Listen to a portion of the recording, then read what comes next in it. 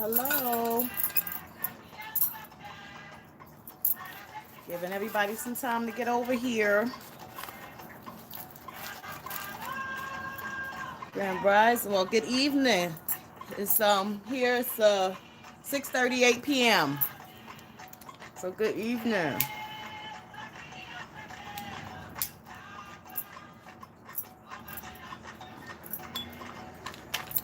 Hello, hello, good evening. For those of you who follow me on Instagram, I don't know if you guys' handles are the same. If they're not, I'm not going to know who you are, so please don't take any disrespect to it. Um, um, Shayla Fiani and salam alaikum to you too. Yeah, I've been busy, but I've been restricted on Instagram for like 2 years, so I haven't been able to go live over there for no reason because I don't have anything that goes against community standards. So I don't know what that's about, but I have other avenues, so here I am. I took some questions over there. For those of you who didn't come from there, if you have questions, go ahead and put them up and I can go ahead and answer them. These are spiritual clarity questions, things that you need to know on your walk, things you wish you knew on your walk, um, things of that nature. Any questions that you have about your ancestors, about connecting with your ancestors, your spirit guides, just anything about your journey that you're looking for clarity or guidance on. I'm here tonight, so let's knock it out. I ain't gonna try to be here all night. I'm gonna try to be here for a good time, not a long time. Because I see there's a few of us now, so let me give everybody else a chance to fiddle over. And again, if you got any questions, we're here to do that.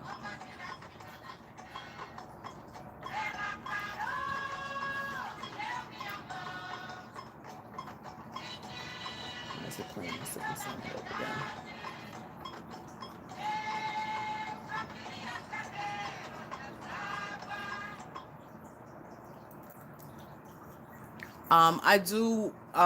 I do have a class that's coming up.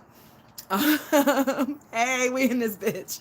I do have a class that's coming up. It's a spiritual protection class. I'm going to do a very small group first, and then I'm going to do a larger group the next time. It's going to be coming up in January. It's going to be here in Westchester County. If you drive perfect, if you have access to the Metro North, you'll be able to get here. I'm not that far up to where I'm going to be having the class at. And you're going to get all of the nooks and crannies. Everything that you are going to be learning about in the class is going to be given to you in the class. You're going home with everything. You're not going to have to go and search for any of the items that I'm going to be teaching you about. You go home with everything.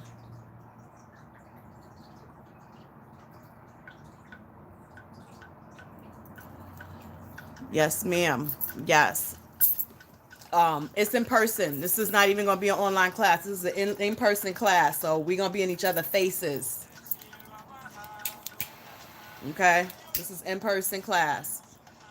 I'm going to do some up here in Westchester, and then I'm going to do some in the Bronx. I will figure out how to do the online thing afterwards, but for the first few times and for what I'm about to give out, I don't want to chance video of this being leaked. You know how it goes. So one of the first questions that I got, and I thank you everybody who decided to come over here. I appreciate y'all. Look, I missed y'all. Y'all miss me? I missed y'all. I ain't been here in, oh my God, I don't know, like 2 years. Seriously, to come here and talk to y'all and chit chat and bullshit with y'all. I'm here. So y'all know how we get down. Hi, everybody. Oh, Jaquisha, yeah, you and Nola. I'm gonna figure something out. I just want to get the wheels off the ground with the in-person stuff, and then because I'll have someone. Thank you, Brandon. I'll have someone doing recordings, so I'll see how I can cut it down and maybe send you guys links on how to get the stuff. Because I'm not gonna be getting it and shipping it and all of that kind of stuff. That's gonna be a lot. I miss you too. Welcome, Simon. One of the first questions that I had was about the boveda, right? When you get the green light to set up your boveda table, how many glasses are you to start with, and where in your house is the best place for you to place the boveda table? Here we go. Y'all saw my post earlier in the week about the differences between the boveda and the ancestral spaces. The boveda table, you really should not set one up until your ancestors say it's time. What does that mean? That means that you have spirit guides that are waiting to be acknowledged, and that boveda acts as a doorway, a portal, an energy hub, a Wi-Fi signal, Wi-Fi access, attention point for you to communicate with their energy. It's kind of like a switchboard, if you will. It has to be given power and energy in order for the frequency, because you have to remember that spirit resides on a frequency, and it's their frequency that we are trying to reach in order to communicate with them, in order to hear them, feel them, all of that kind of stuff, right? Whether it's in here or straight up here. Um, some it is up to your guides and up to your ancestors how many glasses you are to start with. There is no set number to say this is the number of glasses that you're supposed to start with. When I first started, I had one glass of water and one candle, period. My guides understood that until someone told me that it was safe for me to set up a full-on altar, that I was not going to do that, and so I did not. Did it take away from anything? It made it a little bit louder when I was trying to communicate with spirit, because I didn't have anything separated to know who's who and what's what, right? When you go into setting up a boveda, each glass of water on that boveda demarcates an access point for a grouping or a spirit, right? We don't open doorways when we don't know who's going to be on the other side when we snatch that door open. So if you don't know who you have, you don't set up a glass for your altar for that. I had someone say, oh, I was told to put a glass for the spirit of light. Now I got spirits running through my house in shadows. There is no one spirit of light. There is no such thing. If you don't know who it is, you don't open up a doorway for that party, that spiritual energy. It is not safe for you to do yet. You can get a towel, a white towel, a white tablecloth, a white piece of fabric, light this is what we call a penny white candle, which is a Sabbath candle. You can also use a white tea light candle. You place a glass of water and you start off with some form of prayer to God, the Most High, source first, right? There are prayers in all of the books that I show you online, and this is one of the major books that we use to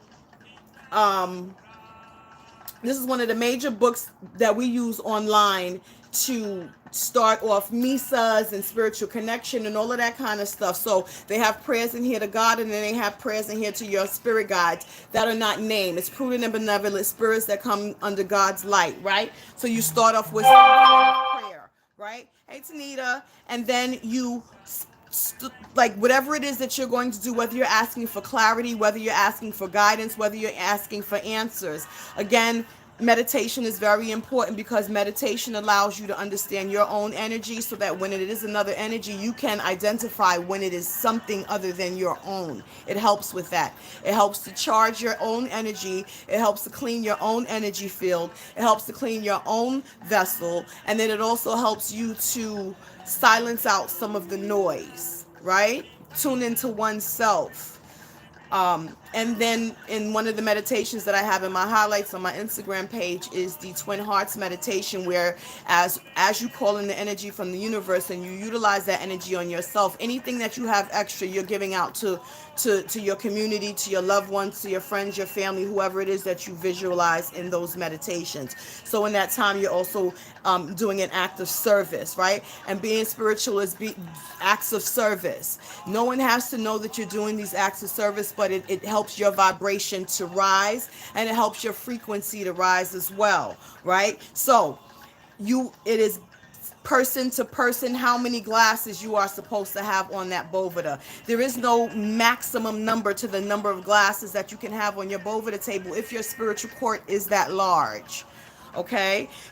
1, 3, 5, 7s, 9s. That's what you'll hear for the most time, but it's really up to you and whoever it is that you're dealing with mentoring to tell you how many glasses. And then when they tell you that number, they have to tell you what grouping of spirits or what spirit is going to utilize that particular glass as their conduit. If you don't know who, don't put it up, right? in certain divinations and with a lot of people that are really good intuitive people that spirit trusts, because understand spirit don't trust a lot of people. So a lot of times if that person's character is not so great, the spirit will tell them, oh, you have a madama, but they won't tell them the name. They won't give you any specifics on that except for you have a madama. Spirits don't like other people to have their information if those people are not trustworthy. Okay, so it doesn't mean that they're not there, it just means that that person is not trustworthy enough to give them that direct information. Okay, there are a lot of us who are trustworthy who can get that information, and it is your job to ask your ancestors to guide me towards the person that's safe for me to deal with in my spiritual journey and in my spiritual walk. Right, I was also asked where in your home is the best place to place your boveda. Your spiritual altars and things of that nature should not be some place where anybody can just walk past it and do like this to it. If you live in a studio apartment, then it should be like off to a corner or a side or something like that. And then you should have some type of a screen behind you to separate you from it when you're sleeping or when you're intimate with someone else. Um, it is, you should not have any altars in your bedroom, right? If you have no other place to put it and that is all you have, that is a different ball game, but that's why they sell screens, dividers, room dividers. Utilize them.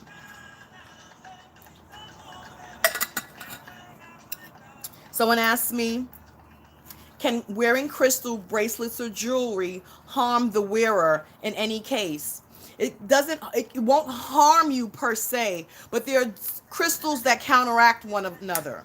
So if I have a crystal that's to bring me higher energy and I'm putting it with a crystal that's supposed to be mellowing me out, that's messing me up. It's throwing me off balance, right? That doesn't work. So you have to know what it is that you're doing when you're putting things together and when you're wearing things supposedly for protection, and you're taking something from the earth. Remember, I say if it comes from the earth, it serves a purpose, and it is your job to know what the purpose is, investigate it, research it before you put it together.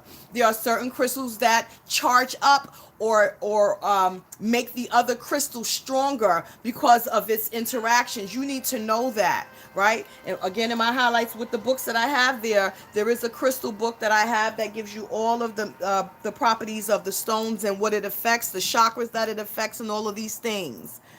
When I think of foods, is that what my ancestors eat, want you to give them? Is it a food that you don't eat? Is it something that you normally wouldn't have? Can you taste it? Does it go in line with something that they would have cooked on a regular basis?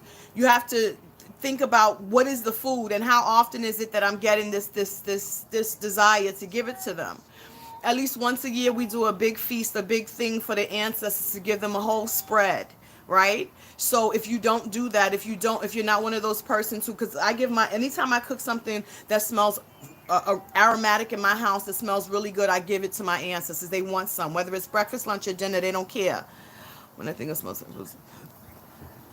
they don't care what it is. So, and it's not full on grown man plates, saucers, small bowls, small things. They have their own set of dishes, and they know that if I'm dishing it out, they're going to get some. Greetings and welcome to everybody that's coming in.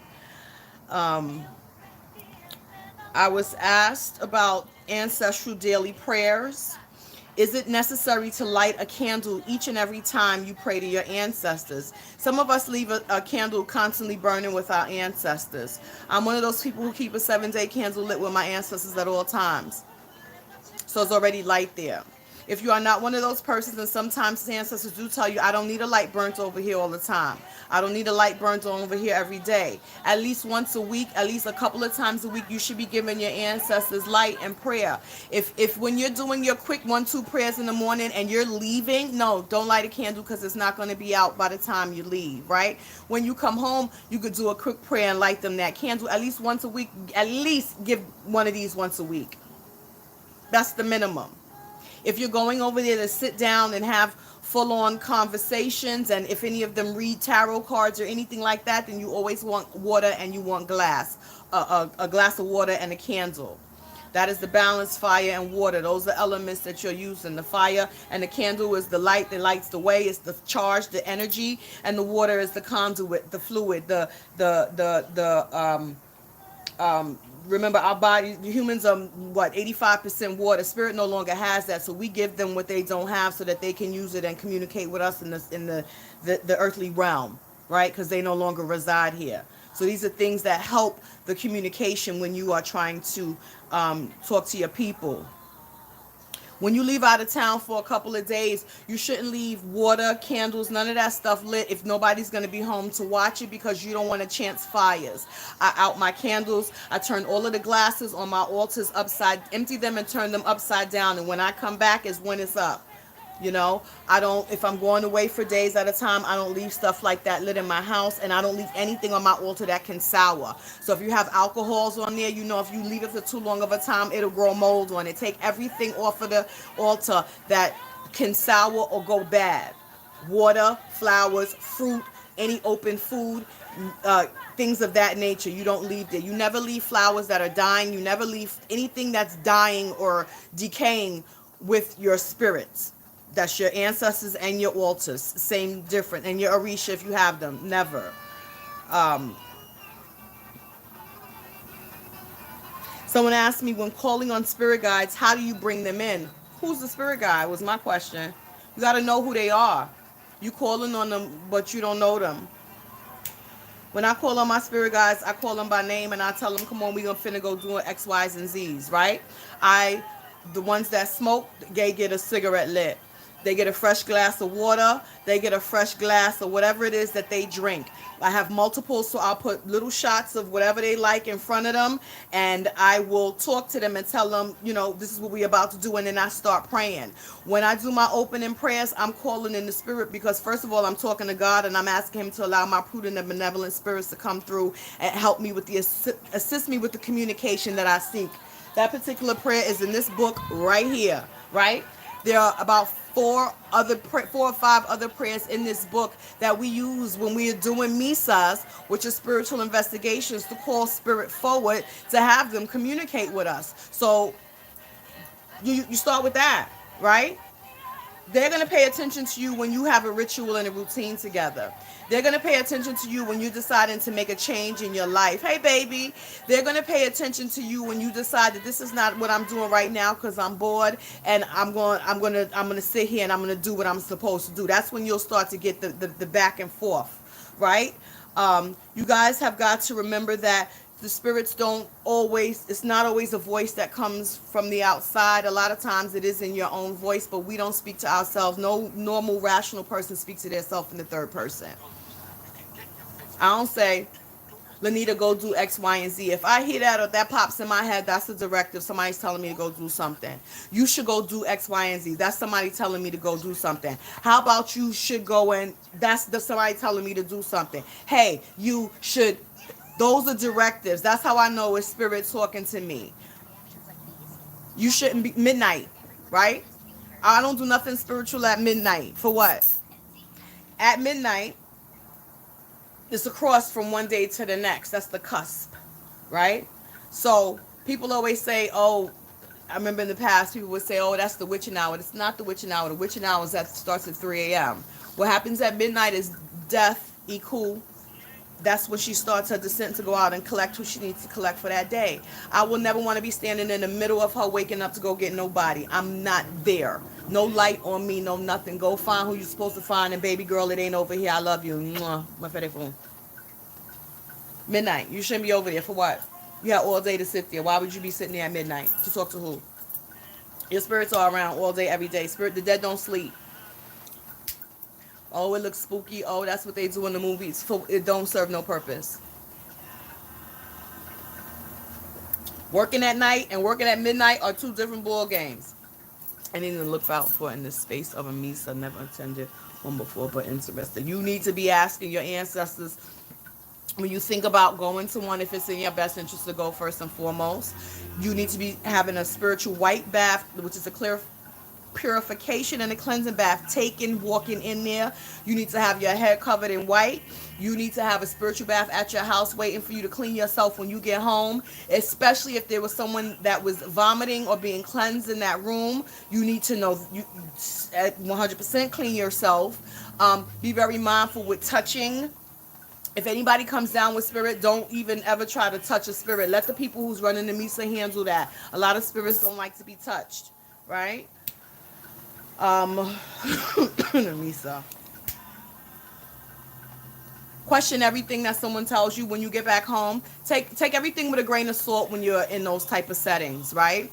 Sometimes spirits do this thing where they will not show the person their true identity because either it looks really crazy or they don't really want the person to know what they are, but they'll show them what they want them to see. It'll be just enough for you to put two and two together to know, oh, I know who they talking about. I seen her before. I know it's this particular spirit, or this is my madame, or this is my gypsy, or this is my whoever it is, you know. So take everything with a grain of salt, and then always go back to your house and ask your ancestors, are these things accurate that this person told me? You can also go into that misa saying to your spirits before you go, because you be letting them know you want that you're going, right? If this person is true, make them tell me this, or this. Tell them something specific that that person has to say to you, or somebody in that room has to say to you to let you know that this is the real deal. They'll do it. They will 100% do it.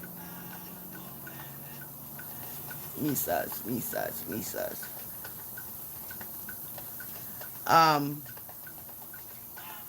When you're going into a misa, if you know who your spirit guides are, you're not going there to be just a witness. You're going there for to feel that current, that energy. You're going in there so that your spirits could work. So don't be scared if you have a message to give that message to whoever is in the room, whether they're at the front of the table or not. Going to misas is good when you have a good team that you're working with because it helps you develop your spirit. It helps you develop your mediumship abilities. It helps you to develop your connection with the spirit and understand how your spirit communicates.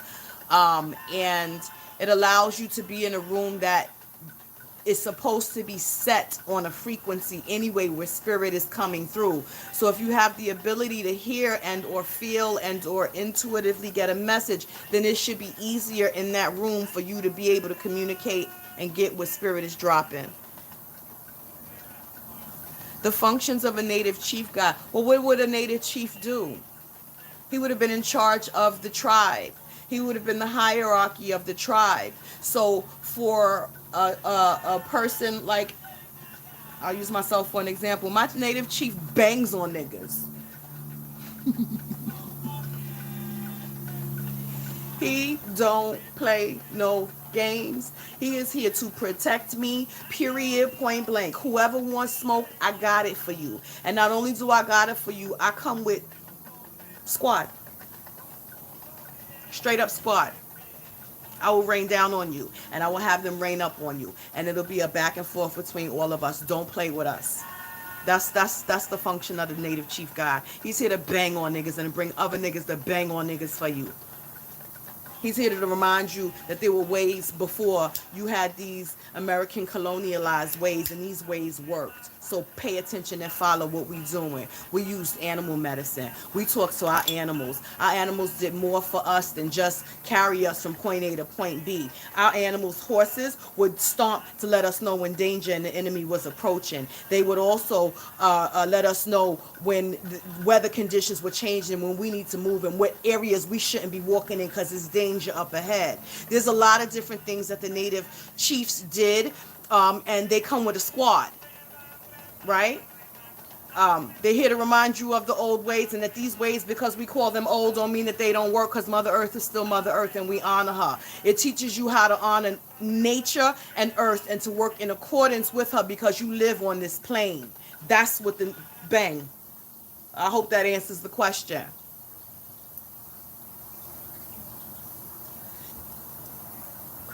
All day, gang, gang. They're here to share their knowledge and their wisdom with you. They're here to share that grandfather's, that elders' kind of strong hand with you also, because you're supposed to be doing what you're supposed to be doing. Opioids is a very hard thing to break addiction with. You need a program, baby. You, depending on what your lineage has, they're different. And since we're talking about the natives, they have a bunch of away sweat lodges and things of that nature that you can get those, purge those things out of your system. But you're going to have to sweat that out. And that's something that you're going to have to ride out. And that's a mind over matter type thing. That's not something that spirit could come in and say, oh, I'm going to help. Nah, you got to address why ganja. First of all, substitute it. Right? Why do you have to smoke the marijuana? Let's talk about that. Why do you feel the need to smoke, that you have to smoke the marijuana? To calm yourself? I'm thinking you talking about drugs. We talking about weed. Why are you smoking?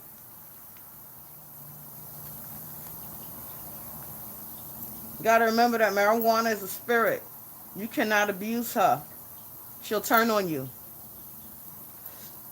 Quick, fast, and in a hurry.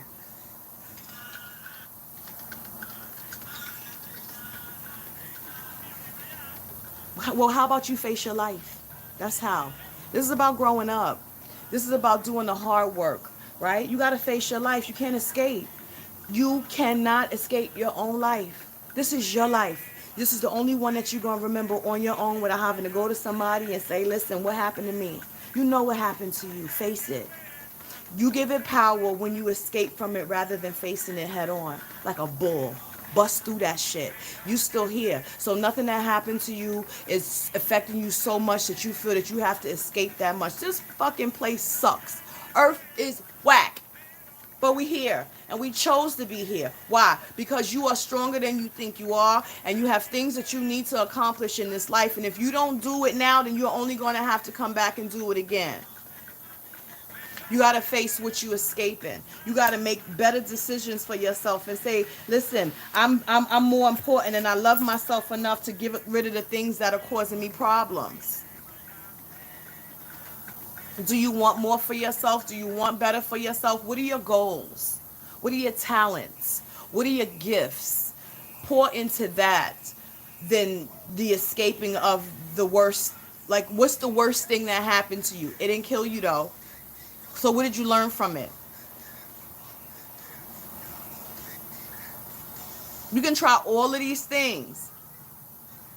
But I'm going to suggest that you may need a little bit of therapy to face what it is that you are trying to escape from. And as long as it's not you just being content with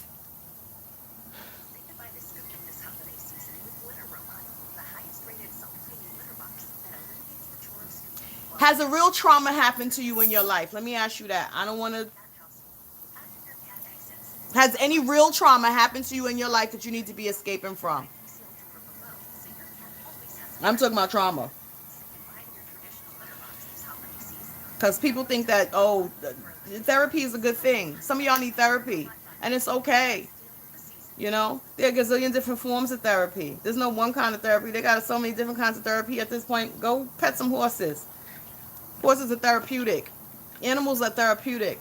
Nature is therapeutic. All that stuff is therapeutic. Get into it.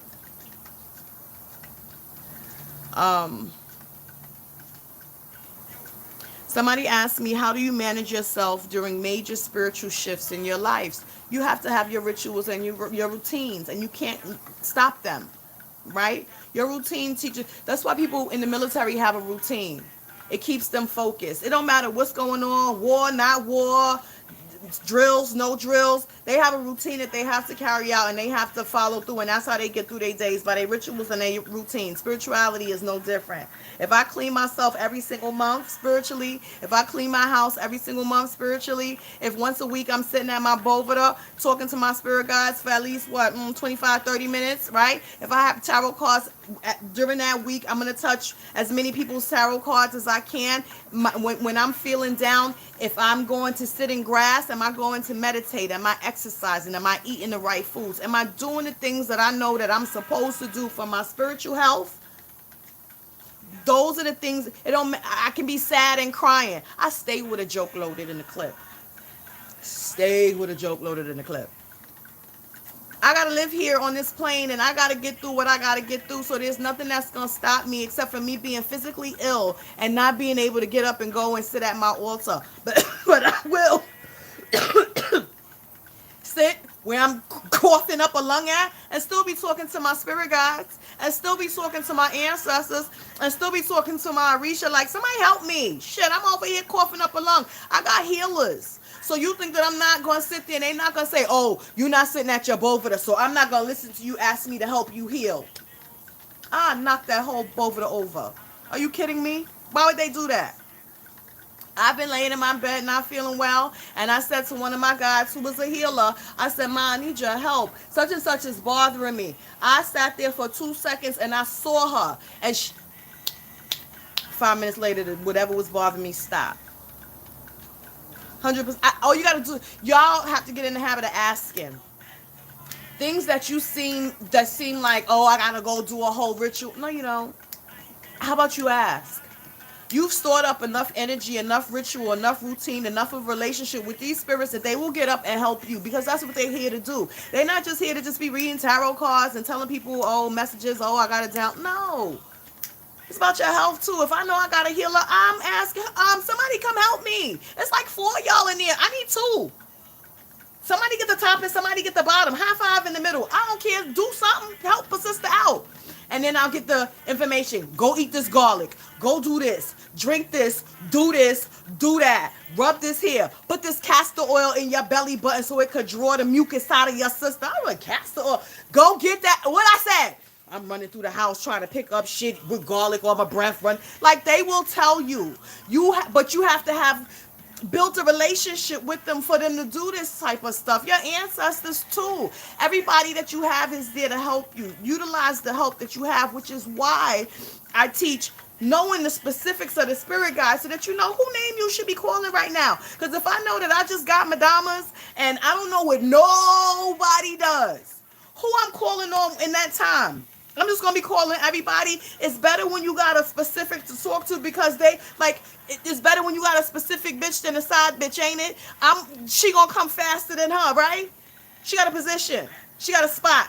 She got constant love. She got constant back and forth. She got constant energy. She got constant shit you give her. You constantly in her face. She coming. That's just like these ladies. She coming. So remember that when you're dealing with your spirit. Talk to them. People always like to go to humans and ask them questions. I always ask, what did spirit say? Don't ask me shit if you haven't asked your spirit yet and given them 24 hours to try to get something to you to get an answer to you. They be answering your questions. Y'all have to get into the habit of taking an answer that you don't like. Because they will give them shits to you 24/7. Oh my God, the answers you don't like come hot and heavy. Because this is about getting your shit together, and you want to do the wrong shit, and they know you want to do the wrong shit, and you know you want to do the wrong shit. Stop asking questions for answers that you already got the answer to. You know the answer. Come on now, girl. Exactly. Come on now, girl. Like, you know better. You get a straight E-tower. Like, stop asking me questions that you already know the answer to. I'm going to keep saying, I'm indifferent. Until you bump your head. Now come over here and let's get it back together again. Y'all got to get it together. Somebody asked me a question about an Nkisi. Now, an Nkisi is a different kind of spirit, and I'm going to tell that person that they need some type of a divination to identify what is going on. Them is not spirits that you just go and say, oh, I'm going to do some investigation work. Leave them alone without guidance, period. Raw nature's forces or energies don't work the same as an Orisha will work. They are not mandated the same. They do not think the same. They do not ride the same. Their energy and their frequency altogether is not the same. Don't be playing with stuff that you don't know what it is. That is the type of spirit that you need guidance on. Some of them come through, that's it.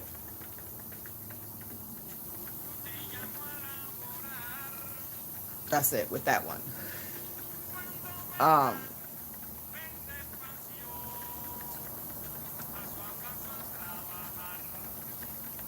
You guys have to get into the habit of asking your spirits. I'm gonna say that again. People will show y'all all types of things, and y'all will go. I say y'all, but I don't mean you guys. It's whoever it is will go and do things based off of what they saw online. There's a lot of these spirits that don't want to work with you, that they will not work with you. I seen one young lady online do some type of a ritual ceremony thing, service thing, and she came back and said this spirit said that he won't work with these couple of people to use somebody else. I was like, Okay. Okay. Because that's factual. Some, if it's not in your court, if the spirit don't know you, if the spirit is like, that's not, no, they don't got to work with you. They don't have to work with you. Not one spirit has to work with you. Your ancestors don't even have to really work with you if they don't want to. We got certain ancestors that sit back there and just chill until it's time for them to do stuff. We got some that shouldn't get up because they don't know how to act. And you have to remember that your vibration and your frequency invites in the type of energies that come in contact with you. People don't tell you that. Oh, I want to work with a high vibrational spirit. Well, that high vibrational spirit don't like that you're so low vibrating, so they not fucking with you right now. Raise your vibration and see if they'll change at some point. They don't have to, and they will not. Right? So we worried about making sure that our vibration is correct, that we're doing things from the right places so that we are in control. Y'all got to control y'all emotions. If you can control your emotions, it's everything. You are never to say in any type of prayer that you're talking about somebody else the words death or die in that. They don't need you to tell them anything in reference to somebody else's life. You are asking for justice. That's it. Figure the words out to ask for justice and stay on that wavelength. Spirit can understand the vibration and the frequency that you're coming from when you're asking them to do something. And if it's something that you're supposed to be asking for justice, but you're coming with the energy of vengeance, you fucking yourself up. It changes how everything is being looked at. It changes the frequency and the energy that you're feeding into that, right? It changes what it is that you're sending out into the universe. I don't want that back. I would never send that out. But I will ask for justice because I think everybody deserves justice. And you can't frown upon that on me on any level. Right? Justice. Not vengeance. Not because I'm mad, but because I deserve justice. Because it is my right. I ain't do nothing. And you should be accountable for everything that you do in this life and in this walk. Spirituality holds you accountable for what it is that you do in this life and this walk. Religion don't do that. They tell you that it's at the end. Not with spirituality. That should be in 5 minutes. If they sick enough for you. I'm going to give it 5 minutes. You'll slide right down the hall and bust your shit. Just to get your attention and let you know we're not playing with you. So make sure that when you are doing things, that it is from the right places. Whether or not you mad, whether this person, I don't care what they did to you. I still want justice. They was dead wrong. Everybody in this ether knows that they was dead wrong. The energy of the universe know that they was dead wrong. I want you to make sure that they understand how wrong that they were. These are the type of words that you are supposed to be using, not that other shit. Y'all got to understand how to speak to spirit. You get better things across when you use the proper verbiage, because you remember that words are nothing but spells.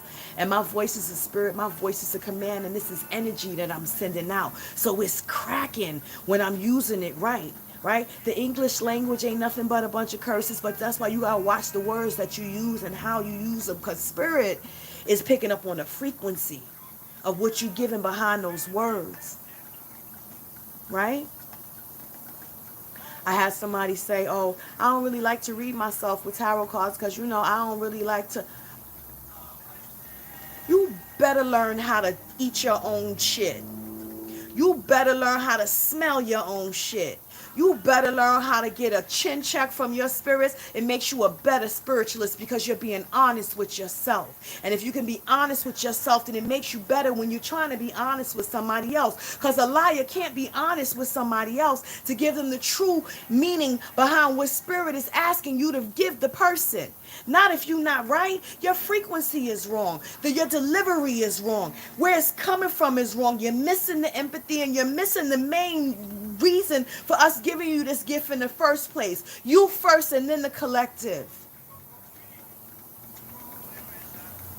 I had somebody give a message and the arrogance in the message was so, I wanted to fucking hit her in her temple. And I said, let me mind my business real quick because ain't nobody say nothing to me. But I was like, yo, you can feel when somebody is like And then this is another thing that they'll do. They try to pull to try to, they be peeking, trying to see something so that they can give you a message so that you can be like, oh, well, shut up. Ain't nobody asked you and you wrong. Get away from me. I don't play with people like that. Don't play with people that roll up on you. Be like, yeah, can I give you a message? Bitch, no. You can't. Get out of my face. You better be Teresa Caputo rolling up on me with some straight up specifics for me to be like, yeah, you can talk to me. Scams. We're not playing those games. Yes, it makes you more powerful. You would be more trusted in the spiritual realm. So they'll allow you more. They'll give you more. They'll show you more because you're trusted with it. They know that you're going to tell the person how it's supposed to be, regardless of how that person's going to feel about it. But you're not going to give it in a way that it turns the person's back towards spirituality, right? They'll tell you information that they wouldn't tell somebody else because that other person may try to use it for their own benefit because their vibration and their frequency is not right because they can't even be honest with themselves. So at what point are you really going to be honest with somebody else? No. You're always going to try to find a way. That's like you trying to circumvent the system. Oh, I could tell information about everybody else, but I can still live a ratchet, crazy life. Yeah, that's how that works? No. That's not how that works. It's not how that works. I've been rambling for 41 minutes. Who got a question?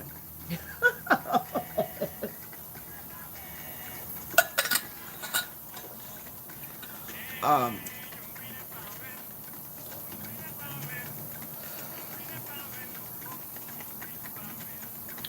Not everybody, I put this up the other day, not everybody's ancestors want their offerings outside. Do you know how many spirits reside outside? A gazillion. Do you know how hard it is for your ancestors to lock down a complete area? If I'm going outside to place an offering on a property, it could be my property, but who lived there before you? You don't know. How many spirits are left here from then? You don't know. I'm setting out something with light and water and food and yada, yada, yada, yada, yada outside. I've been outside before. I done told this story before. And I was walking, I was coming out of the garage, and this spirit was just walking. She wasn't looking for nobody. She wasn't, she just happened to be walking past while I was coming through. And I turned around and I saw her, and I was like, because first of all, she looked like the thing that came out of the TV on, what's that old movie? The bitch climbed out of the TV in the well. What's that movie? Give me the movie, somebody. That's how she looked, but she didn't have on that white dress. She was in all black, and she just looked like the shadow, but I could see her, the ring. Yes, thank you. I could see her wet hair hanging down like that, and she was short to make the she'd have made a layman person believe that she was a child, but she wasn't a child. She was a grown-ass, adult, fucking small-ass spirit simping through. And I turned around and all my shit stood up, right? And I turned around and I looked at her, and she stopped in her tracks when she stopped and she looked at me, and I said, if you here when I come back, you gonna have a problem. I went upstairs, I came back, that bitch was gone. She was, I'm not fucking with this dumbass and all these spirits she got behind her, because everybody was like, what? Right? She didn't mean no harm. I wasn't going to try to catch her, none of that kind of, she was past, bitch, don't come back through here. Especially not when I'm here. Okay? Not at all. How do you manage giving your energy and attending many different systems? You pick your days, right?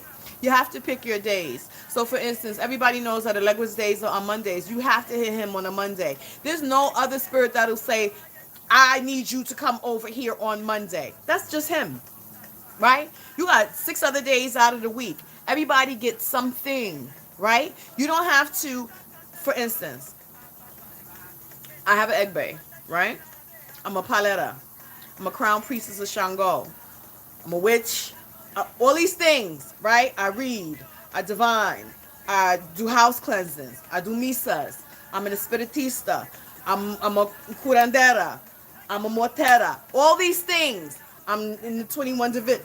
I have a gang of shit on my plate, right? I used to, before I got crowned in Ultra, do everything on like out of 2 days. Once I got a crown, that shit was impossible because I got like a gang of other spirits that came with my initiation. So there's no way possible that I can get, if I did it from sun up to sundown, I could get to them in 1 day. That's too much energy for me to be giving out. I can't do it. It's impossible. I still have to have my human existence. I can't just be spirit, spirit, spirit, spirit, spirit, spirit, spirit, spirit, spirit. Like, bitch, no, that shit ain't fun all day. And I'm not doing that all day, every day. Like, even some days I don't answer my DMs because people are pulling on my energy when they be in my DMs asking me a bunch of fucking questions and they be dumping shit. It be crazy. Stuff that come in my DMs be absolutely crazy sometimes, right? And sometimes I'm compelled because they should be so crazy that spirit be like, you got get that one. You know what I'm saying? So I don't go in there every day to lend my energy out. Some days I just veg. When I say that, that means I will meditate when I get up. I'll eat, I'll shower, I'll make sure that everybody has their coffee. I've done my quick prayers through the house, and I'll do a quick one in, you know what I'm saying? Here at my boveda, here I'm in the Apollo, here at the Ocha, here with the Risha, here with the angels, here with my ancestors. I do quick prayers through everybody, right? I'll give them their coffee, I'll talk to them, and I'm not doing nothing else spiritual for the day. You gotta take days that are just for you where you not I like a ratchet TV sometimes. So on Sundays I am ratchet TV in the evenings. Don't talk to me. I'm watching people getting punched in their face. My spirits don't bother me because they know tomorrow I'm be in their face. You know what I'm saying? They'll sit down and watch TV with me all the time. My spirits be right there talking about what the fuck I'm watching on TV. I be like, could y'all stop telling me the movie? I'm trying to see how this ends. They like, well, you know she gonna go in there and die, right?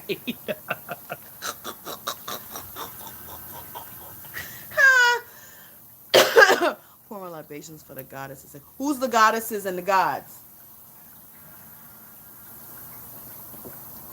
How do you maintain it all, especially when it comes to building discipline? This is why I say you're supposed to start off ancestors, then your spirit guides, then the rest, right? You already have a routine in place if you've done stuff with your ancestors. I already do what I do with my ancestors on a daily basis, right? Now I'm going to incorporate Tuesdays and Thursdays for my spirit guides. When the next thing comes around, I'm going to throw Wednesdays in for my Apollo, Fridays in for my Apollo, Wednesdays in for my Orisha. You got to fit it in there. There is no how you signed up for it. You got to figure it out. Nobody shares a tool. No. They're not telling you that that's what that means. They're telling you there's Santa Muerte and then you have a gypsy. But you got to know who that gypsy is specifically. Right? What's her name? Where she's from? What she does? Is she part of your spiritual court? You got to ask the questions. They don't know spirit. Correction. I know of one young lady that has two spirits that will share one deck of cards. But it's not like a Santísima Muerte or nothing like that.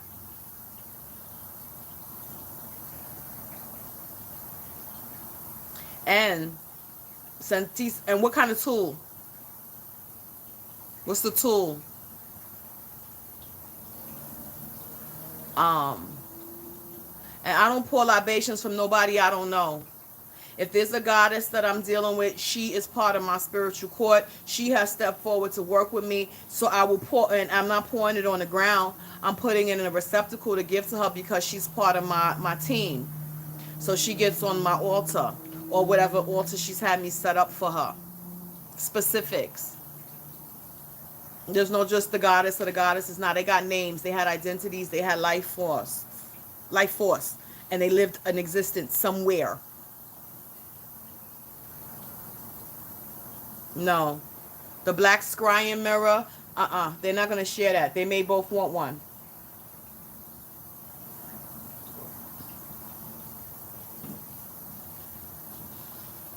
Sekhmet, you have to be very careful with her. So you have to ask if she is part of your spiritual court. If she is part of your spiritual court, she likes specific things. And it ain't just libations.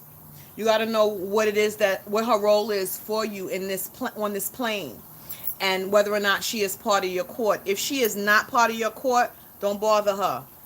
As far as Oshun is concerned, if you have some form of a divination that says that Oshun is one of your spirits, and that you are, she's taking an interest in you, then where are you pouring this libation? Are you going to the river and pouring it at her house? That's where she lived. That's hers, the river. I tell people that are not initiated, that have no affiliation with any spiritual sector, any spiritual system, and they're just looking to communicate with these energies or to venerate them, that I prefer you not, but if you're going to, I prefer you to go to their house and give them what it is that you're going to give them. You have to be very careful with Sekhmet, though. She's not one of those energies that only rides out in light. She does what she does. You know, these older goddesses, these older energies, they were from a different time and they were from a different thing. So, and she eat blood. So, like, you got to be very mindful when you're dealing with them type of spirits, because you have to have it confirmed that she is part of your court before you should start messing with Sekhmet.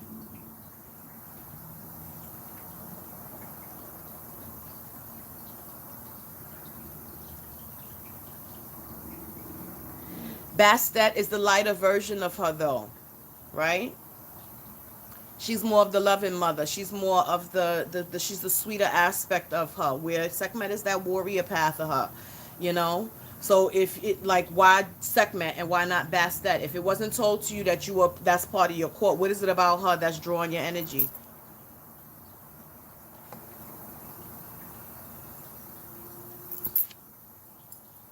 Because, to be honest, when it's war, and that's when Sekhmet is coming up. When somebody needed to catch that. Somebody want that, she gonna give that. You want that? Oh, she's coming to give that. But then you gotta pay her off right, and you gotta know what it is that you're paying her off with. And then she got certain invocations that you're supposed to say to call her energy forth. So there's certain invocations and ways that you call her energy into a statue as well. You know what I'm saying? It's not going to be all of her energy, but it's a spark to let her know that this is how I'm going to represent you. This is your form that I'm using, and I need your essence to come into da-da-da. There is verbiage that goes with that. You got to be very careful. There are invocations and incantations that you have to do with certain spirits. And that's why I tell y'all, just be mindful of who you're dealing with, because what you see as you just trying, they'll see as disrespect, because you ain't coming over here right. That's what an elder would do back in the day. If a youngster came up to them and they wasn't coming to them right, they see it as disrespect. Whereas the youngster is like, oh, I thought I could. Nah, somebody should have taught you better. That's the same concept when you're dealing with certain spirits. And these are gods and goddesses. So let's, like, even if you go into a drumming, a tambor for an Orisha, and you're there with no elder, and Orisha has a message for you, the first thing that they're gonna ask is who's standing here for this person? Who brought her here? Who's the godparent? They looking for the elder to talk to you. Because whatever I'm finna tell you, this elder has to be present so that they're responsible for making sure that you follow what I'm finna say. Y'all got to be mindful that although y'all be like, oh, I wanna, these traditions have been set in place for hundreds of years, and y'all not just going to come in here and do what y'all want to do. These spirits is like, y'all got us fucked up. I don't care how y'all treat everybody else, but y'all got us fucked up. Y'all going to do what's right. There's a tradition in place. There are rules in place, and y'all got to follow these rules. You know what I'm saying? There's levels of respect. And if nobody's telling you, you're not going to know, so you should know. One day I was cleaning and moved my elephant, so Shun came on my TV screen playing music and flew elephants beside her. What you thought that meant? Because elephants about wisdom. Elephants are very intuitive, very smart animals. They have a memory like no other. They actually belong to Obatala, not Oshun.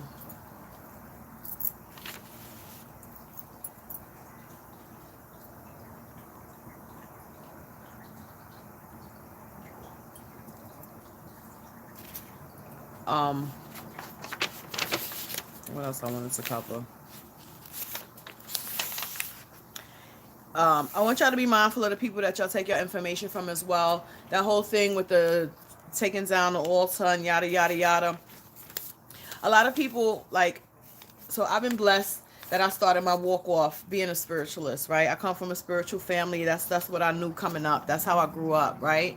My mom spoke spirit, my grandmother spoke spirit. Everybody they read, they did misas, they all that kind of stuff, right? So that's how I started off spiritual, right? Then it graduated to ancestors, of course, spirit guides, of course, because I would see they were in my mother's house, they were in my grandmother's house. That's how we were raised. Then it graduated to Palo, then it graduated to Orisha and all these other things. So when I come and tell you these things, it is my experience of that's my start. Like that's how I started. I know what I'm talking about because I will be 50 next year. Okay? I've been doing this for a long time.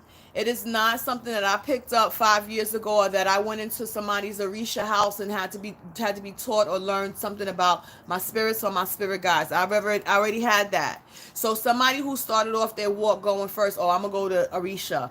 That's their first step with any spirit. You can't tell me nothing about the beforehand because you skipped it.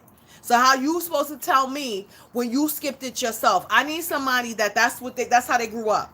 That's how I need it from your mama. I need it from your grandmama. I need it from your lineage. I need this to be something that is second nature to you for me to really listen to what you got to say about that. Otherwise, I'm taking everything that you say with a grain of salt. Why? Because your expertise is probably in Orisha because that's where you started out at. And that's fine. But just be mindful and pay attention to, well, if this person is telling me this, let me look into their background and their feeds and their social media pages to see what was their walk like.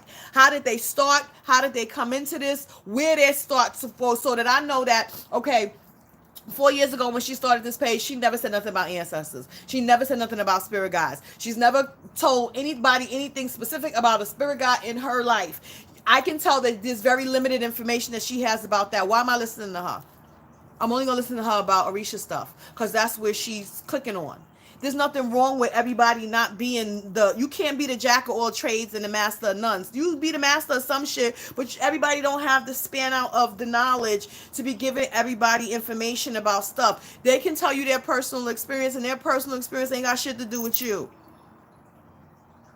Do you believe you can be summoned through your ancestors by an archangel or a god? Or what do you mean summoned? You can be summoned. What does that mean to you? I don't understand that question. I believe that all of these energies can communicate with you, but when you say summoned, what does that mean?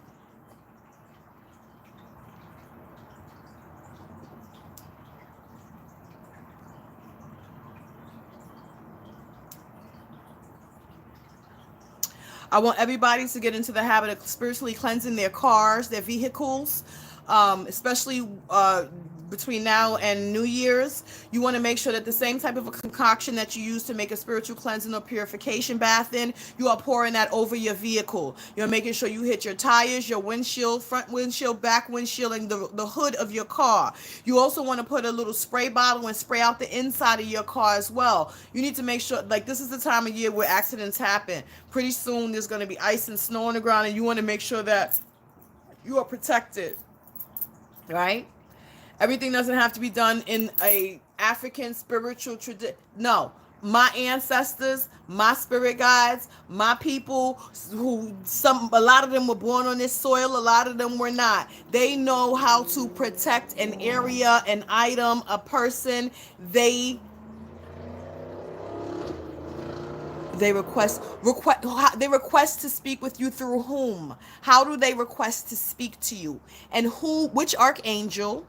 Do you know which ancestor and what god or goddess? How is it that they are requesting to speak to you? In what form? In what manner? You gotta be very careful.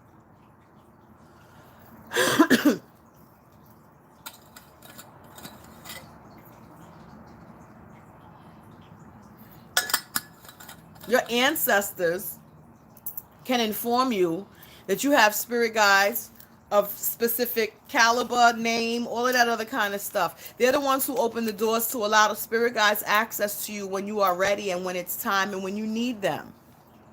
Your ancestors have the ability to do that. Your spirit guides, let me just tell y'all something real quick. People think, oh, I'm going to bypass these spirit guides and I'm going to go and get crowned by Orisha. Do you know if you have a spirit guide? that feel shunned. When your Orisha try to mount you, they can come in and fuck that mountain up where your Orisha's not 100% down, because they won't move out the way.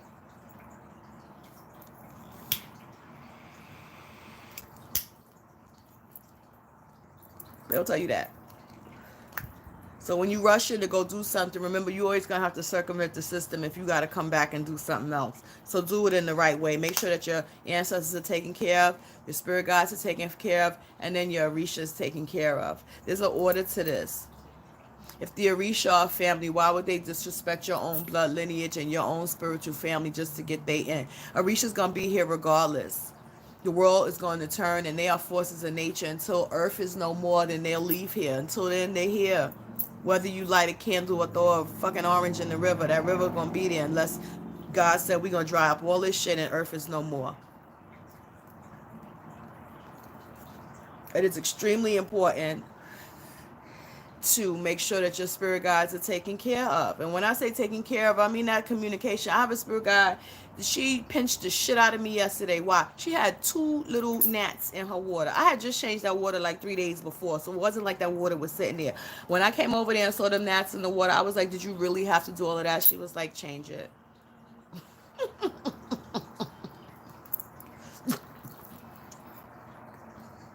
Why we gotta go through this? You could have just changed the water. She was like, but I knew if I pinched you, you would come right over here. I was like, oh, okay. They let you know what they need. They let you know what they want. You just got to pay attention and understand their energy. Nobody, for the most part, again, I've only had one young lady who's had 2 spirit guides share one particular item. I believe that because the item was very expensive, and they was like, we're going to tag team on this one. They different. They real different anyway.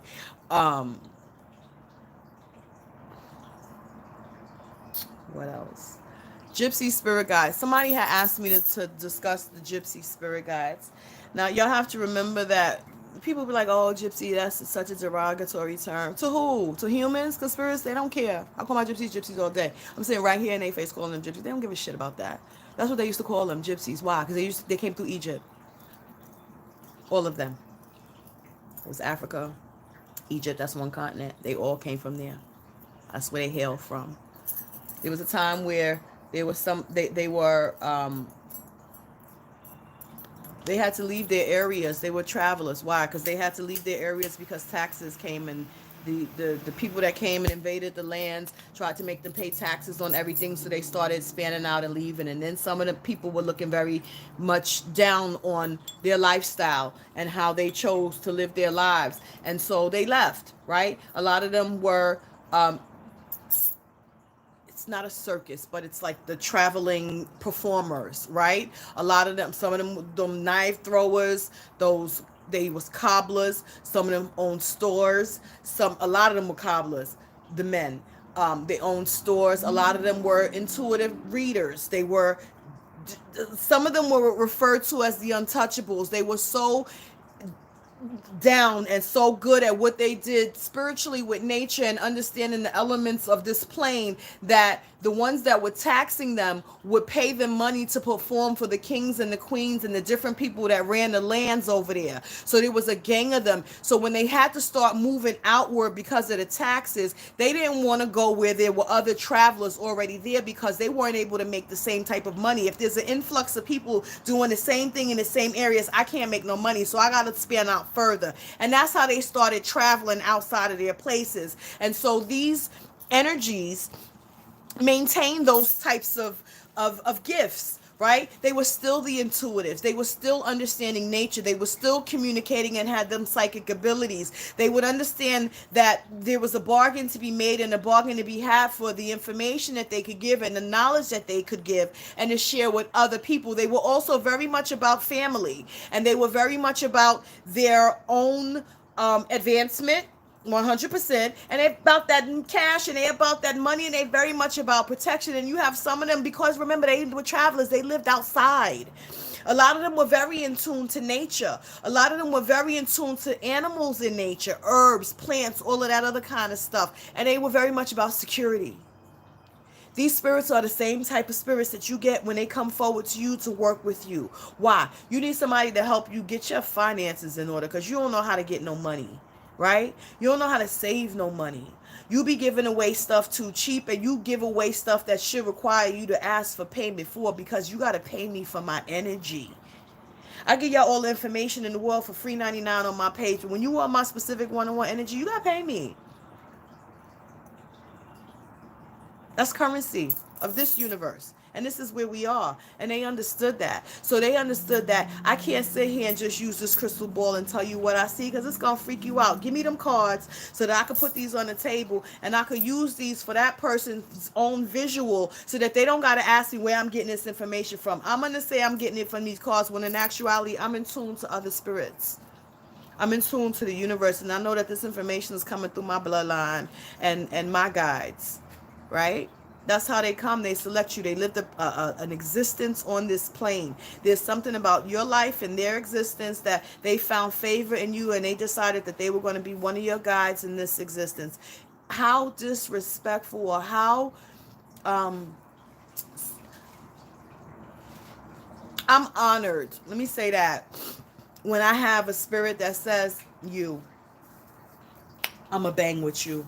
I'm going to work with you. They could have picked anybody else out of the billions of people on earth to go and work with, and they chose me.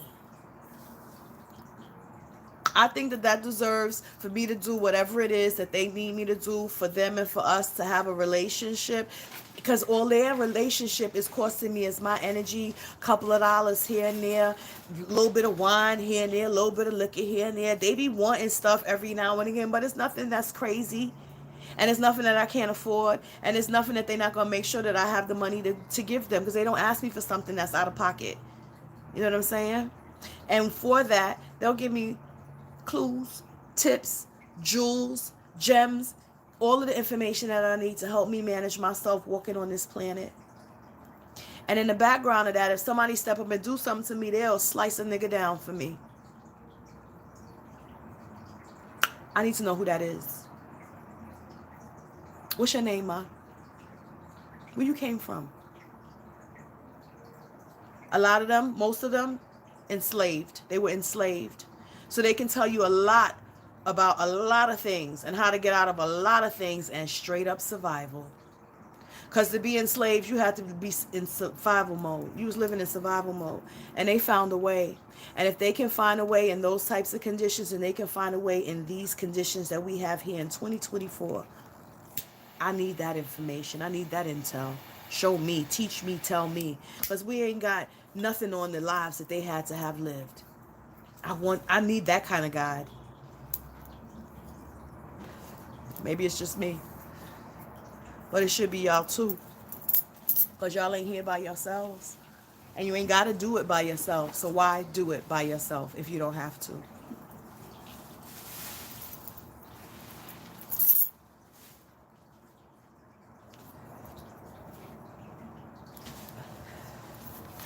I want, when I leave this place, to make sure that I've done everything or as much of what I said I was going to do before I came here.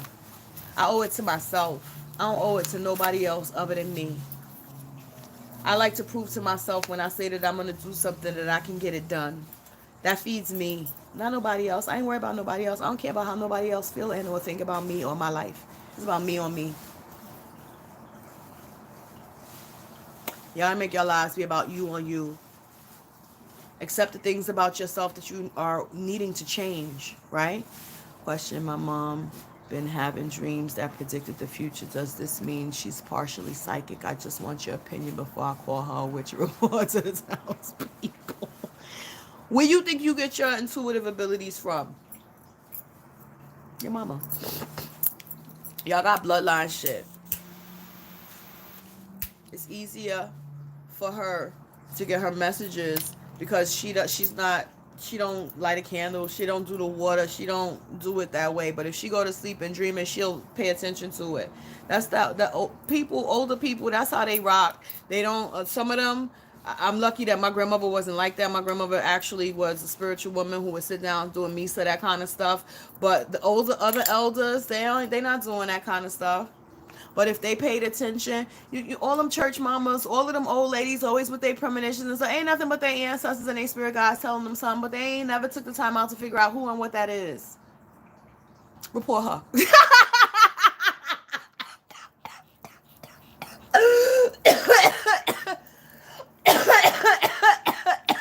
She's a witch. Oh shit. Ha. A doer of the message, not just a hero only. Yo, that is funny. Don't be reporting your mother because they gonna come get you too. Ha. I almost choked myself. That is hilarious. Leave her alone and take her messages and tell her clean her head so she could get them shits even quicker, clearer.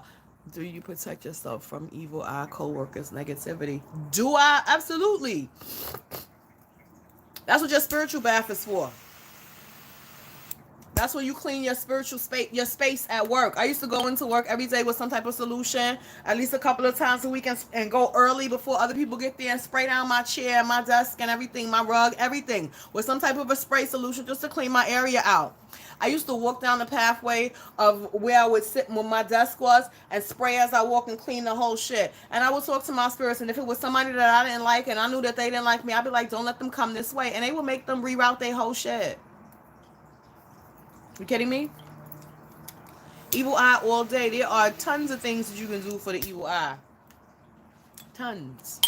Whether it be a protective piece of jewelry, whether it's something that you wear on your person, whether it's something that you have hanging in your house. There are a gazillion things that you can use to protect yourself from people on giving you the evil eye. But for the most part, fuck these people. You protect yourself by vibrating higher.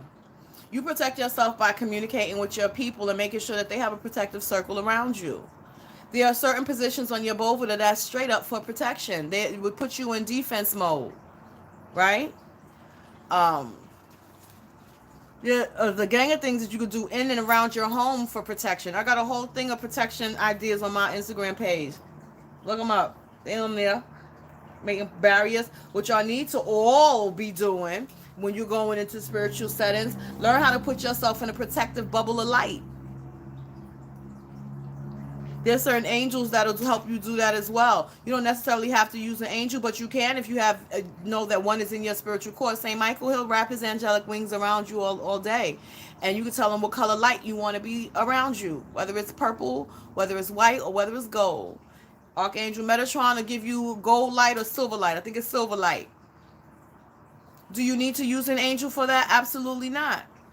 We are taught I'm a certified pranic healer. In pranic healing, they teach you how to put a protective energetic field around you. That protective energetic field lasts for about 24 hours. It's about breathing. It's about calling in the energy from source. It's about meditating, and it's about learning how to visualize and believe it. But you can't just dip in today and say, oh, I'm going to put this meditative circle around me, and you don't do nothing else spiritual for the next 6 months. Go sit your ass down. Your light is whack. We busting through that shit.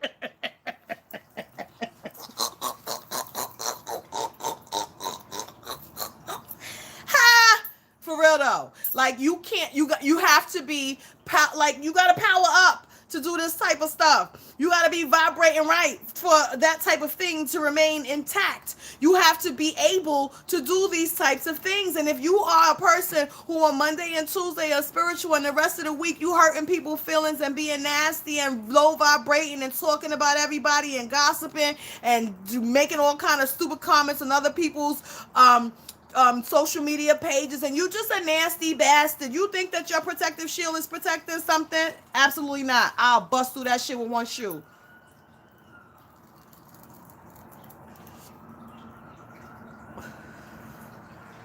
I have no idea why you would be dreaming with your hair turned bright red. I need more to dream. What had happened? You got out the car. Go. Tisha. Yes. Can you do me a favor? Of course. Can you put some for a piece in my and a glass and some ice in here for me, please? Yeah. Thank you, baby.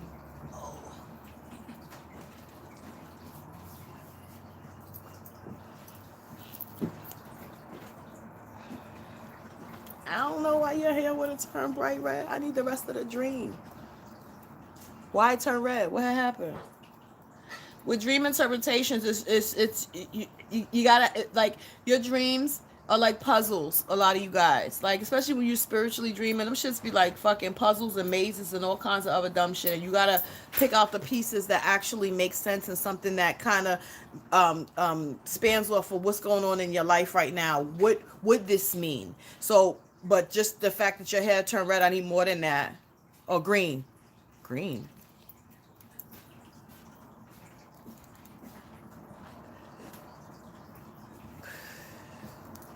Thank you, baby. Now, green is one of the main colors that we use in healing.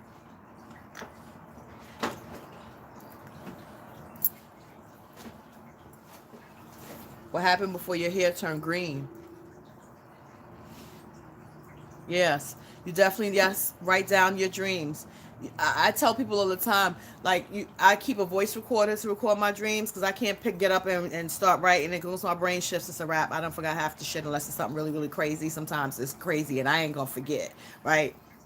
Um, but and at the end of the week, every week, read your dreams to see what's going on, and then but be honest about what's going on in your life, so that the dream makes sense. Y'all got to be honest with yourselves about what's really going on with y'all.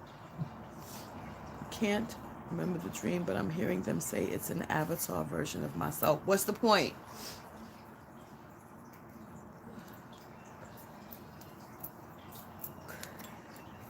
It's an avatar version of yourself.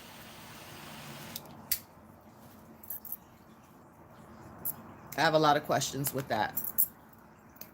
Why would you need an avatar version of yourself? What were you do? You don't remember.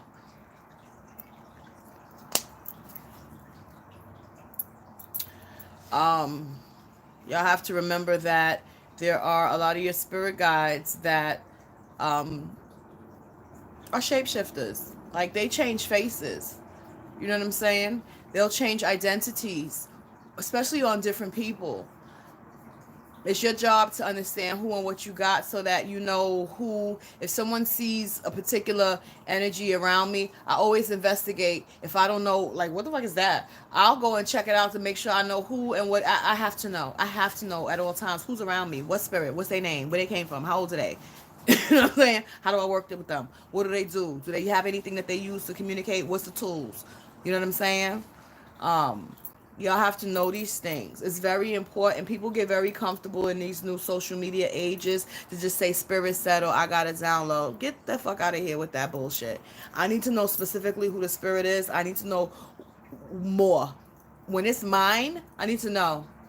I'm not giving people information from a random spirit that I don't know who's who and what's what. Nah, B. I can't. How you trust somebody you don't know? I don't do that with humans. You think I'm doing that with spirits? Y'all bugging. I'm not doing that. I need to know you. Who is you? Who are you and how do you come is the way that you ask every spirit that pops up, appears, and starts talking to you if you don't know who they are. Who are you and how do you come? They're going to give you their name and they always going to tell you that they come under God or something that sounds like God. Olodumare, Olofi, Buddha, so whatever the most high they call God, source, right? It better be something like that. Anything other than that, or they he, or well, you know, and they try to talk on something else, they gotta go. Go play with somebody else.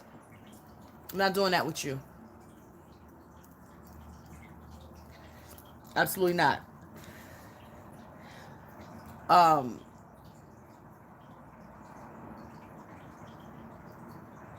a lot of extra energy on the planet, a lot of changes, new beings.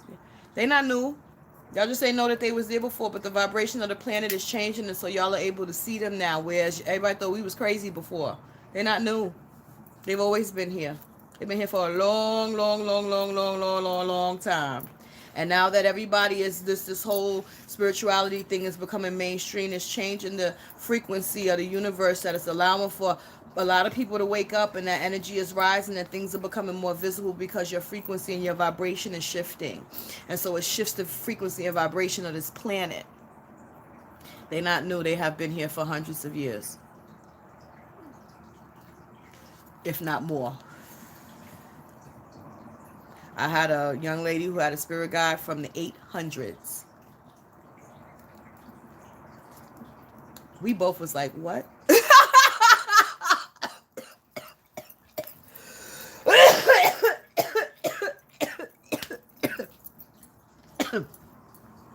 And you got to remember back then, sizes were different. Like they were small. Like this particular spirit was small. She thought it was a child. I was like, that is not no child.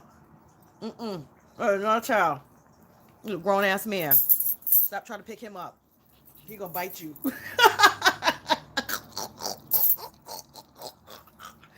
So they've been here. We just haven't been able to see them. Those have not been able to tap in and they'll see those things, and so it wasn't what it was. Now it is what it is. Welcome, hi, how you doing? And if it ain't yours, leave it alone. Wow. I had someone ask me something about the Iamis, the Ajes, which are the sacred mothers, which in this colonial patriarchal society they're referred to as witches, but that, you shouldn't be playing with them neither. If you don't have an elder that teaches you how to work with and or try to communicate with them, that is not something that you open up and do on your own. Remember, these raw nature spirits is not nothing to play with. This is not nothing to joke with, and it's not nothing to say, oh, I'm gonna go and try. You go and try if you want to. If you knew the story about how they got here in the first place, you would know not to fuck with them unless they saying I'm gonna fuck with you. If they say I'm gonna fuck with you, then there's a whole ceremony and thing that you have to do to make a pact with them before they'll start working for you. So if you haven't done that, leave them the fuck alone. You're going to be causing yourself more harm than good. That's for that person. No, it's not who you thought it was. They're not the same. Completely different energies. Everything is not for everybody to touch. Everything is not for everybody to invoke, try to mess with, work with, offer to. None of that kind of stuff. Yeah. Them raw spirits is something else. And you got to be very careful when you're dealing with them. There's a way that you deal with them outside for the most part and not in your house. This person was talking about doing something for the Iamis inside their house. I'm looking at them like, when? We'll do that. They don't live into the, no. Those is not the spirits that you do shit for inside your house. They outside. Outside. No. They don't want to be in your house. No ma'am, no ma'am, no ham, no turkey. That's why you gotta understand what you're dealing with. You must understand what you're dealing with. It's of vital importance. And that's why I come so hard trying to just get y'all online and tell y'all what's the right way to do things. Not to stifle you, just so that you can't be hurt. That you're not going to be hurt and you're not putting yourself in harm's way. That's the goal all the time. I need you to be focused on what it is that you are supposed to be doing, who you're supposed to be working with, and that's it. Yeah, they tear your whole life apart. They snuck down here in the first place on some bullshit. You know what I'm saying? They snuck down here on some bullshit in the first place. Are they on the same level as Abisha? No.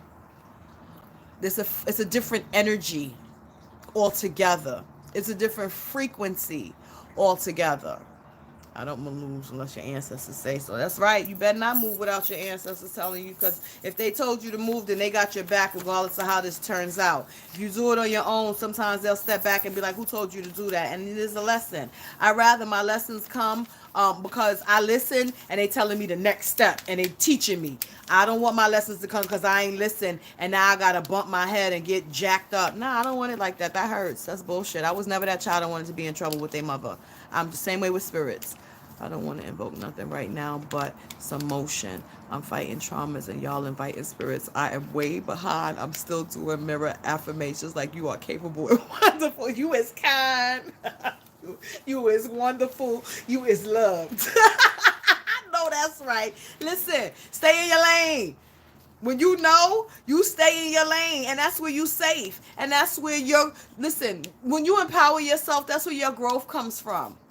I have a young lady, and she said to me, yo, the confidence that you have in me is so crazy that I so appreciate it. And I'm like, some of y'all just need that. Like, she got it 10 toes down, but she just has a little apprehension with herself because that's how the elders that she came from made her feel. And I'm like, fuck them people. They wanted to hold you back. I'm gonna teach you how to bust through that gate and run like a horse. Go. That's what I want for y'all. For y'all to be able to do it on your own. For y'all to be able to, you know what I'm saying? I get people, we go through their spirit guides, we figure out all the tools and all the stuff that they need, and they come back and ask me a question. I'll be flipping like, if you don't get away from me, and I'll slap all of your shit off your table. You got 72 spirit guides over there. Did you ask them? No. Why you asking me before you ask them? I'm only going to ask them too, so why would you think that you need to cut out the middleman? I don't need to be the middleman in that. I'm not that person that'll read you every 30 days either. I don't want to talk to y'all every 30 days. Get the fuck out of here. I gave you so much shit in that first reading that you better not talk to me. You ask me little questions here and there, but another reading? No. That means you being lazy. Or something better just had happened so crazy in your life that it's out of whack that you did some crazy shit and we need to figure that out. Other than that, absolutely not. Go talk to your people and ask them. I feel like I jumped so many steps in my journey, and most of it came from not knowing better and not having the guidance, but now I feel so overwhelmed and yet encouraged. I'm trying to push through day by day. Pick a day to do what it is that you need to do. Put it on your calendar. Stick to it. You know your days that you are freer than others. Those are the days that you should be making sure that you do what you're supposed to do. Spirit sees your schedule. They understand what you're going through, and they understand the times that you are bullshitting, and you could be in their faces instead of doing whatever other fuck shit you're doing. If you're doing it that way, you're doing it the way you're supposed to be doing. If you're giving them the time, and I don't spend hours at my boveda. People be like, "Oh, I fell asleep at my boveda." I be like, how long was you sitting there that you was able to fall asleep? No, get up. There's no reason for you to be over there for 4 hours. Those feelings and learn, but I feel like I got so much to learn, and I'm learning from scratch. Well, deadass, she will definitely tell you to go figure it out all yourself. That's right. I'm not playing with y'all. We ain't sit here and figure out this spirit information for you to now be scary and not go talk to them. Nah, B. If they talk to me, they gonna talk to you. They belong to you, not to me. They gonna talk to you before they talk to me. You just ain't hearing them or listening. I'm gonna tell you how to hear and listen. I heard we were born with a guardian angel and a demon in statue. What's a demon? I don't know what a demon is. What's that?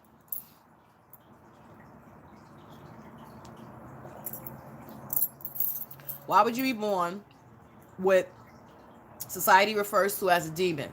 For what reason? What purpose would God have to do that? She made me so comfortable with that course. I was like, I'm not giving spirit enough time. And she was like, prayers 15 minutes or so. Yeah, in and out, 15 minutes. Why you gotta be there for 5 hours? That shit is ridiculous. If you're not getting what you need to get in under an hour, you shouldn't be over there. That means you done set up an altar and nobody told you to do that.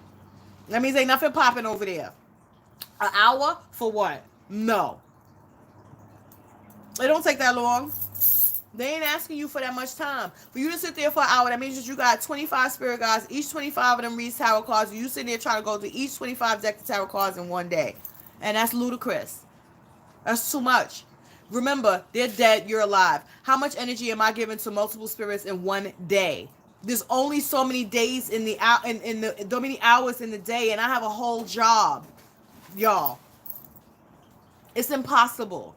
Don't set yourself up for a failure by trying to do too much at one time. There's 7 days in the week. Figure it out. If I do 30 minutes a day, everybody's touched. Everybody's touched. 30 minutes a day, every day. Everybody's touched. Your ancestors' prayers in the morning take 3 minutes. I said 30 minutes a day. I already hit my ancestors 3 minutes in. Once I put the coffee down, that's another 5. That's 5 minutes. But everybody's gotten their coffee at that time. I'm like a waitress in here. I got a little tray. I'm handing out everybody coffee. That take all of 2 minutes. Because I got a gang of people that take coffee. Literally. 3 minutes. In and out. I stand in my boveda. I do my Ori prayers. That takes seconds. That don't even take up maybe a minute. Right? Then I talk to my spirit guides and give them their prayers real quick. I do conglomerate prayers. I do group prayers when it's during the week and there's nothing else going on. The prayers are in all of these books. That's it. You in and out. And when they want something while you standing there, they'll tell you. I was standing at my altar the other day and I did my prayers, and when I was done, they was like, ain't no liquor on this altar. And I was like, oh shit. They was like, could you And I was like, my bad. I went and put the liquor down, got quiet. They was like, that's all we wanted. Put the liquor on the altar and get out of here. I was like, peace.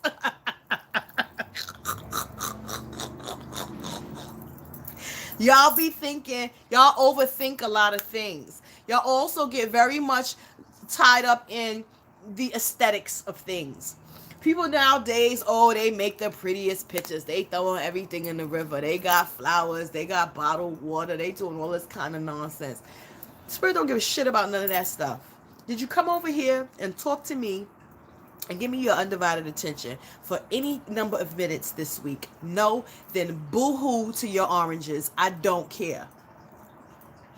They don't want to hear that shit. They don't care about how pretty it looks. It's about the energy that you're giving them, where you're giving it from, and if you're consistent. That's it. Are you learning? Did you learn? That's it. So I just have coffee for the ancestors with Kahlua. Do they all like Kahlua? If they all don't like Kahlua, then I will put the Kahlua on the side and the coffee on the other side and let them sniff both. It's about the unit. So if everybody wasn't a drinker, so everybody don't want liquor in a coffee. If the bulk of your ancestors did though, that's one thing. But everybody don't like that, baby. Especially sweet stuff. Them further back ancestors that used to drink that hooch and that corn liquor and all that other kind of fire, they don't want nothing sweet in their liquor. I mean, they don't like sweet liquor at all. So I'm not a person that'll put something like that in the coffee for them. I'll give it to them straight up black. But they got shots of shit, next to it. So I'll definitely do that. But I'm selective on putting sweets with something that I'm giving to the unit. Unless someone is specifically requested, from time to time, put my shit with a little Kahlua. You do a separate little something for that particular energy and whoever else likes that. But for the grouping, it's about, remember, if I'm sleeping in my bed and somebody's at my house and they make a full pot of coffee and I smell that shit wakes me up out of my sleep. It's the same thing it does for the ancestors. Wake them up. Get up. Everybody get up. Let's go. Fuel them up. Let's go. I'm kind of done, y'all. I'm kind of done. I had some other stuff that I wanted to talk to you about, but I forgot. I ain't write it down. And so this is what I get on this particular Saturday night. I'm trying to figure out what's going on with my Instagram account. I ain't got no strikes. I ain't got nothing against guidelines. None of that kind of stuff. It just says your account is not eligible to use this service at this time. I'm like, luckily for me, all of them videos and stuff that I post, for the most part, the lives are from videos that I've done like 4 years ago. Them shits are so old. But because the truth doesn't run out of style, it still hits today. So I'm able to take little pieces from that and put up little stuff. My spirits work, and they got me working, projecting what's happening for the future so that I'm prepared. There's no way possible that I would have known that I would have been blocked from Instagram for 2 years and I could just go back and cut little clips from videos that I have done and saved and put it up, and it still catch y'all interest and it still is relevant to this day. That's them. That's the power of them, and that's the power of me communicating with them and being in unit with them so that we know we're prepared for the future. That's everything for your life, preparing for your future. That's what the start of everything that you're doing now. Thank you, Jaquisha. I don't have the time really to do one-on-one mentorship right now. I offer like 30-minute sessions where we could do a quick mentorship, but for my plate is kind of full right now. I don't have the time. I do the divinations, I do the 30-minute sessions and stuff like that, just to give y'all a little quick something if you need somebody to go over your cards with you, if you need somebody. But this is like, you already know who you got though. You know who your spirit guides are, you're just not getting it. I'll come in and help you. Like, we're going to read right now, get the camera. Everything I do is video. You know what I'm saying? So we looking at each other. I don't do that shit, oh, send me your money, I'll send you a reading. No. When we communicate, you looking at me, I'm looking at you, it's live, we talking, and I'm talking shit. 90% of the time. But The ancestral divinations, that's a different ball game. We talking directly to your ancestors. I don't want to hear nobody say I only know 2 ancestors. Don't play with me. Get out my DMs. If you don't only know 2 ancestors, go figure out at least 4 and then come back, because you scraping the surface. You got 4 that caused you to have parents. I'm gonna need something more than just 2. Okay. um I need y'all to have confidence in yourself. I need y'all to make sure that y'all cleanse yourself. I need y'all to make sure that you clean your houses, change your comforters, change your towels, change your sheets, all of that stuff. Feelings not safe. What's not safe?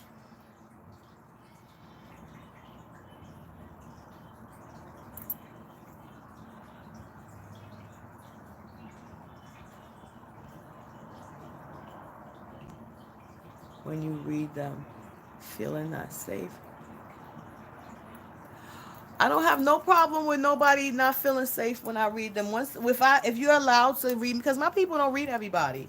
I'm not one of those people that just be like, oh, everybody could get a reading. No, I don't read everybody. I tell people no all the time. My people ain't fucking with you if you're not serious about what you finna do. My people not fucking with you if you coming over here to try to see what I know. My people not fucking with you if you coming over here playing. They ain't got time for that, and they dead ass tell me don't read that person. I ask. I don't just read everybody. I don't need your money. I do this type of stuff to help.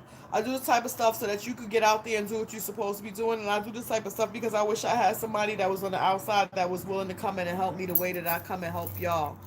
You know what I'm saying? I'm gonna tell you the truth 24/7, and I don't mean it to be. I'm very tactful in the way that I give a message, depending on what it is that I'm trying to tell y'all, based on how Spirit gives it to me. You know what I'm saying? I'm not one of those arrogant, egotistical people that think I know everything. No, I'm asking. That's why we here. The spirits, we're calling them by name. I'm asking. Don't nobody care about what I think. I don't care about what I think. I'm talking to them. I want to know what they know. I be sitting there learning at the same time. Don't think that you ever too big to learn something. I love to do the divinations, to talk to the ancestors, because there's so many different spirits, and there's many of y'all, and all of them don't do things the same ways. A lot of them come with so much different stuff that I learn something every time I speak to somebody else. And I love that. I love learning. And I love learning from spirit, because there's nothing like learning from spirit. Humans could teach you what they could teach you, but that learning from spirit is ace boom coon. I love that shit. Hands down. And I want y'all to be content in learning from spirit and asking them. Ask them everything. I ask my spirits anything underneath God's green earth. I don't care what it is. I don't care how crazy it is. I don't care how low vibrational it sounds. They're going to tell me yes or no. They know I'm gonna do it anyway, so they know that they're gonna see me if I did it. So I might as well ask them to make sure that it's safe for me. I'll take a no, because I ain't gonna do it if you tell me no. But sometimes they give you a yeah, and sometimes they yes me so you can learn the lesson, because you knew goddamn well you shouldn't have came over here and asked me that dumb shit in the first place. Spirit be playing games, because they like, at some point you got to make decisions for yourself, and you got to understand what's good for you and what's not for you. And we're not always gonna tell you. They do that too. 100%. You be sitting there looking stupid. Because it's happened to me plenty of times. Don't come over here asking me some dumb shit and you know the answer to. We gonna let you do it so you can bump your head so that you. They did it to me the other day. What was it? Oh my God. What was it? I was asking something, and I went to do it. And when I went to do it, whatever it was, it didn't work out the way it was supposed to work out. And when I said, well, why did you tell me that I could do it? They was like, because you knew fucking well when you came over here and asked it, the first thing that popped in your head was, no. And then we said, fuck it, do it. So that you could know, you know that better. They did that shit last week. It was last week. I don't remember what it was. I don't remember the situation, but I remember that happening. And I was saying, ooh, Madonna mia. They was like, stop asking us stupid shit. And I was like, okay, I'll stop. And I went and sat down somewhere. It never stops, is the point. Ever. Ever. Boy, they be like, don't ask me no dumb shit. Stop wasting my time. I've had a spirit that got so sick of me one time because I was asking her 1,000 questions. When I tell you I asked her 1,000 questions, she got to the point she was like, don't ask me nothing else. Get away from me. And I was like, but she was like, you got 700 other spirits in here. Go ask somebody else because I'm not fucking with you no more right now. You don't got on my nerves today. I'm tired and I want to go do something else. Was like, whatever. Baby, when I say they be like, I need your energy, and then I give them the energy, and they be like, leave me alone. And I'll be like, I put you into my energy. They was like, this is too much energy, though.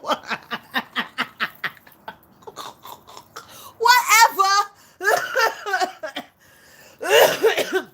You know you've made it when you can get on your spirit nerves, and they just be like, leave me alone. We don't need no more time together today. I'll be like, okay, listen. Oh, well, that's my life.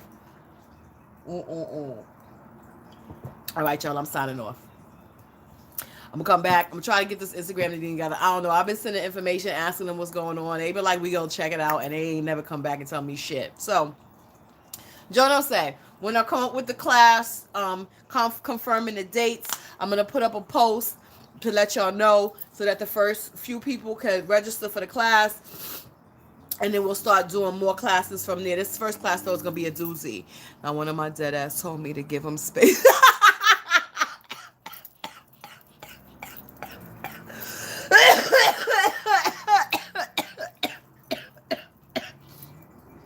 Yo, that shit be hilarious. Like, get off my neck. How is Spirit going to tell you to get off your neck? I can't even see your neck. Shut up. Listen, it be like that. I'll be on y'all next. For real, for real. Thank you, everybody who came. I hope my information gave you what you needed tonight. We'll figure out how we're going to do this. I'm trying to get back on Instagram. And thank you, everybody, for your information, your energy, your time, your willingness to come and sit and talk to your girl. I'll be back another time and give y'all a little bit more notice next time when I'm coming. Peace and blessings. Everybody have a safe holiday and a safe weekend. Good night.